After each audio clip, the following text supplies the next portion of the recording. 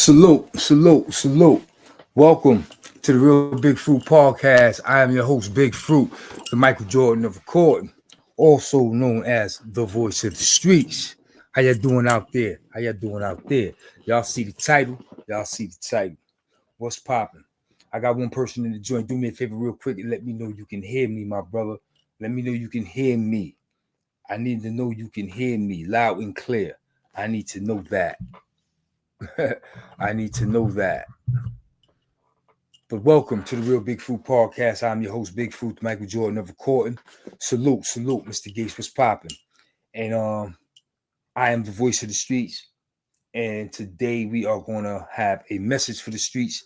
And my message is simply, people, we need y'all to get out there Monday. We need to get y'all out there Monday evening at 4 p.m. in Manhattan, on the front steps of the office of the New York State Governor, Kathy, whatever her last name is. She got a crazy last name, but she's the New York State Governor. Y'all need to be on the front steps making some noise, because I've came across some information from my people. Shout out to Bush and Rennie of Families and Friends of Wrongfully Convicted. They are on it. Yes, indeed. They don't miss a beat. They are on it. So I'm here to let y'all know that it will be going down. It will be going down on Monday, December 30th at 4 p.m. And what will be taking place will be this. This is what will be taking place. They worded it so perfectly. This is what the brothers had to say. Word, you gotta be bugging. All right, here you go. This is what the brothers had to say. Because it's real. You know what I'm saying? In light of the recent brutal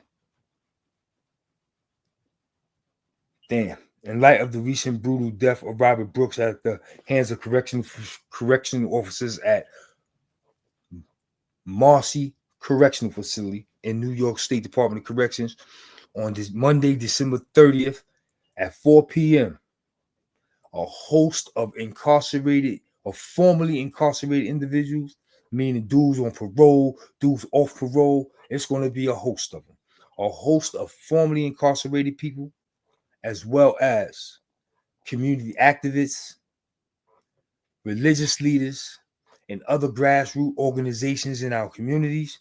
They're going to all be out there Monday at 4 p.m.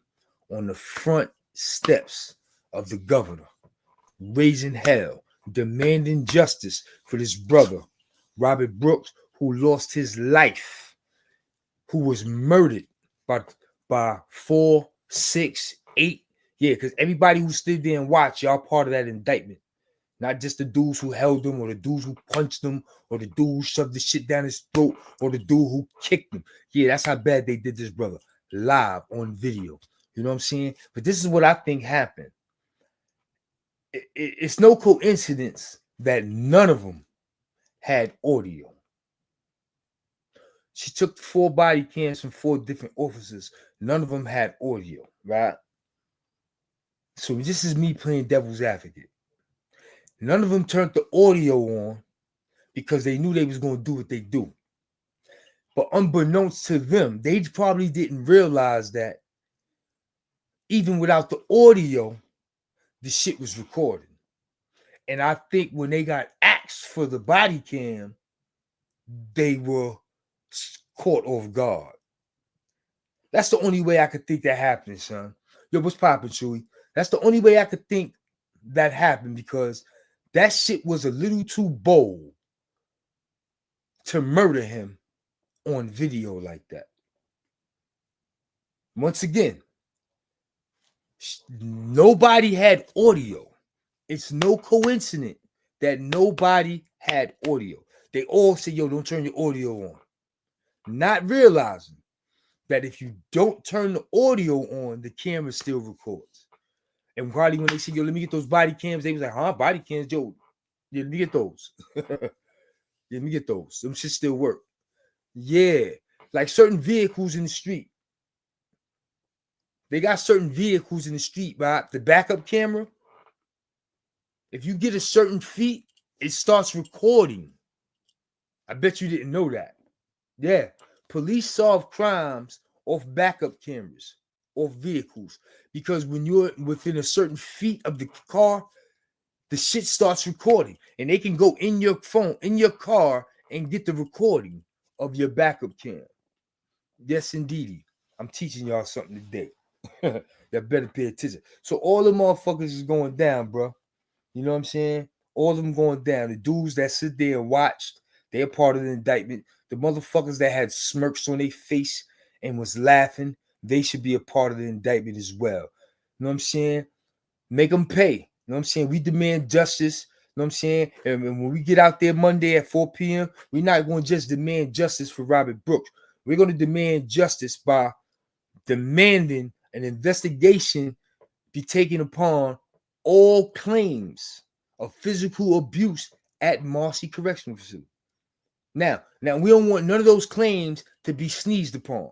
We want all those claims reopened and reinvestigated at that facility.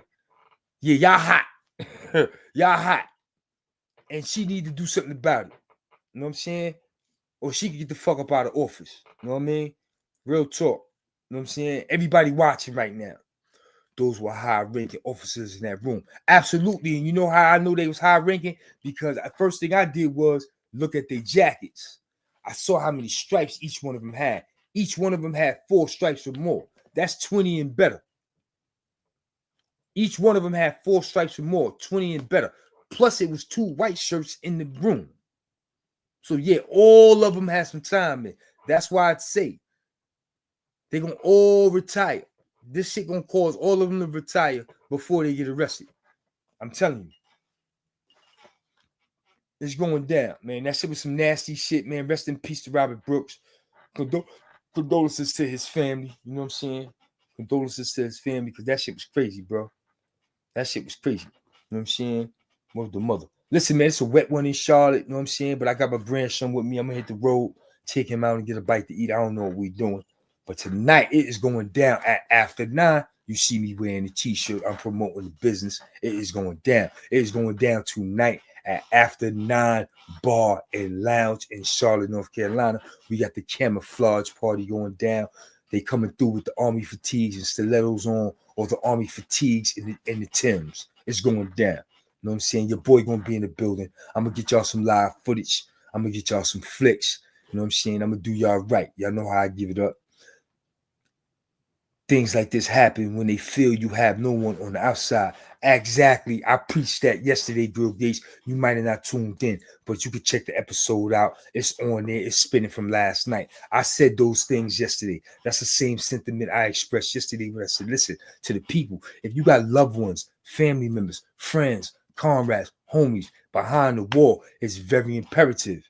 It's very imperative. It's very imperative that those law officials know and understand that he has family, he has friends, and he has a community that wish him to return home when his time is up. It's very important that these people know these things, man. This is something that we know happens. Now the whole world see it. You absolutely right, Chewy, because they be thinking we in jail chilling with our feet kicked up, man. Listen, man, I was in Attica 3 times, my nigga. 3 times. And although the police knew me, I never felt safe. That was a motherfucking spot, man, where you picked your poison. Now, I ain't going to the yard this week. Nah, so-and-so working. Them niggas crazy. Like, you know what I'm saying? You had to pick your poison. Word the mother. That was a spot where when the day was over and they was like, on the lock-in, you step in your motherfucking cell and the cell closed, you wipe your motherfucking forehead. Whew. I made it through another day of this motherfucker. Because they whip a nigga ass every day in Attica, boy. And that's the truth. You know what I'm saying? I said yesterday the Attica rise was 73, but I got corrected by the big bro, Ms. Pinskirch. He let me know it was 71. And I'm telling you, since that 1971 Attica ride, they are not letting that shit happen again. And they impose still a fear like no other in the New York State Department of Corrections, bro. They will whip a nigga ass for nothing and then tell you assaulted the officer, give you the tier 3, put you in the box, send you to the outside court. after they done whipped your ass. That's how they be doing it for years, bro. Now y'all see it for yourself. Now y'all see it. Now y'all see it. Man, we went through that shit. I went through that shit for 23 years. Not just myself. I had to watch other niggas go through that shit for 23 years. That shit ain't nothing new. It's sad, but the realism is that shit ain't nothing new, bro. They been killing niggas. They been killing niggas, sending niggas home in the box. Especially when they think a nigga don't have nobody, son. Shit is sad, bro. But like I said, we getting to it. You know what I'm saying? We demand justice for Robert Brooks at Marcy Correctional Facility. And we're going to have our boots on the ground Monday, December 30th at 4 p.m. at 633 3rd Avenue between 40th and 41st Street at the New York State Governor's Office. 4 p.m. Monday, December 30th. We demand justice, not just for Mr. Robert Brooks, for every incarcerated person at Marcy Correctional Facility that's ever made a claim about physical abuse. Yeah, y'all hot. Y'all hot. And you know what they say? You never want an investigation because one investigation will lead to some other shit that will lead to some other shit that will lead to some other shit. Y'all done blew y'all spot up. Y'all devils and crackers done blew y'all spot up, and we on y'all ass. Y'all are going viral with this shit. We ain't gonna stop talking about it. You know what I'm saying? This shit gonna remain my content. I'm gonna keep my foot on the gas, all gas, no brakes. That carnage we watch feels like we're going to hear a female officer is also involved. You never know. They do shit like that. Yo, he spit on the officer. Man, I remember, word mother, man, I'm gonna tell you a quick story. Them niggas been doing this shit, man. What's that punk ass nigga named Cass Second? Started chasing them niggas. Them niggas was beating niggas up bad. They had the little black chick, Miss Bell. She running around, sucking all them motherfuckers off. You know what I'm saying? She the jail smut. You know what I'm saying? Crackers handling her all crazy, keeping their fingers all in her butt, disrespecting her in front of the inmates, like violating her, right? So she just knew she was the shit. And she got smart with a nigga, right? He was in his cell. She was outside the cell on the gate, beefing, talking crazy to the nigga. And he knew this shit was going to get crazy, right? She did some flim-flam shit. The rumor has it, she went, got some water, sprinkled water on her face, and then said the nigga spit on her, right? So he knew, oh shit, they gonna kill me. What she played herself was when she told them niggas, he spit on her, and they came to whip the nigga ass, she was right there trying to get her sucker blows in, right? When they opened that nigga's cell, the first thing that nigga did was knock her the fuck out. Knocked her out and took his ass whooping like a champ. You know what I'm saying? But yeah, they'll jump on a nigga for a female, and 9 times out of 10, them bitches be lying. They be lying and they get niggas hurt. They get niggas hurt, bro. They get niggas hurt. So you never know. You never know, man. You never know. But you know what else I ain't gonna count out? If I'm not mistaken, Marcy Correctional Facility is a mental health jail, right? Yeah, do your homework. That might be a mental health jail. And if Marcy a mental health jail, who's to say the boy didn't snap? Who's to say the boy didn't have issues and the motherfuckers weren't properly trained to deal with him? Because that is a mental health facility, if I am not mistaken. If I'm not mistaken, Marcy was a mental health facility. But yeah, man, you know how I do, man. I come through, I say what it is, say what it ain't. 6 minutes, Dougie. Sometimes I'm here for 10 minutes. Sometimes I'm here for 15. Sometimes I'm here for a half hour. You know what I'm saying? But right now, I'm going to get up out of here after only 15 minutes because my grandbaby in there getting dressed and he want to go hang out. I was looking at some old pictures of my grandbaby today, man. He a young man with a deep voice and a mustache right now. But I got pictures of him when he was young. Word. That little motherfucker was coming through the visiting room as soon as he got his shots. I was holding him in my arms in the visiting room. That is my dude. You understand me? Word. Listen, man, I'm gonna get up out of here. And before I go, I just want to say rest in peace to Robert Brooks. I also want to say salute and major shout out to Bush and Rennie over at Friends, Family and Friends of the Wrongfully Convicted. They leading that charge Monday. You know what I'm saying? We're gonna get out there with our boots on the ground. Once again, Monday, December 30th at 4 p.m. at 633 3rd Avenue between 40th and 41st Street.